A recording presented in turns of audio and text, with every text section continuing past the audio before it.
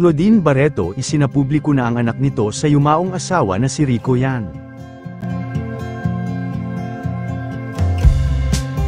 Pinopotakte ng mga netizens, especially ang mga babae, ang lumabas na yan sa showbiz. Si Alfie Yan ang pinagkakaguluhan ngayon ng netizens sa showbiz. Sa natural na kagwapuhan ng aktor kung saan official na pong artista si Alfie Yan. Sino ba ang lalaking ito na sumulpot na lang ng parang kabote sa showbiz na napakagwapo at kamukhang-kamukha ni Rico Yan ng 100%? Makikita sa pagkakapareha ng mukha nito ang pagkakahawig sa yumaong aktor na si Rico.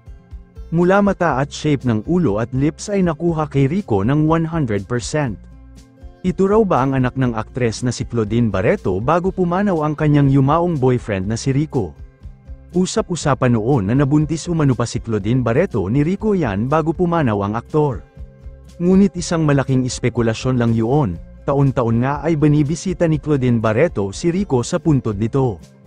Hindi nakakalimutan ng aktres ang anibersaryo ng kanyang pagkamatay sanhi ng cardiac arrest.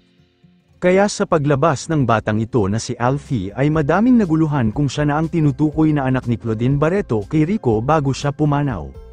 Yan raw yung lalaking anak ni Claudine Barreto na tinago ng mahabang panahon.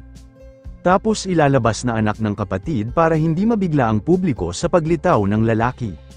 Sana nga ay ganun na lang dahil bagkus ang katotohanan sa balitang ito ay hindi po anak ni Claudine Barreto si Alfie dahil ang nanay po nito ay si Geraldine na kapatid na babae ng aktor.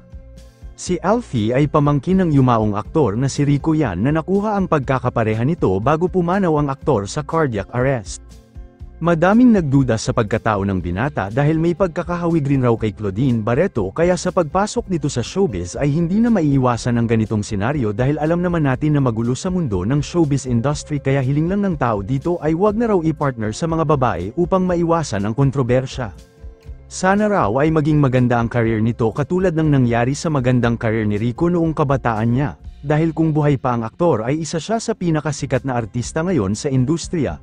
Congratulations sa pagpasok bilang bagong artista Alfie Yan. Sana ay maging magaling kang artista balang araw. Yun lamang po. Ano ang masasabi mo sa balitang ito? Comment mo sa ibaba. Huwag kakalimutan i-like ang video na ito. Maraming salamat po sa panonood.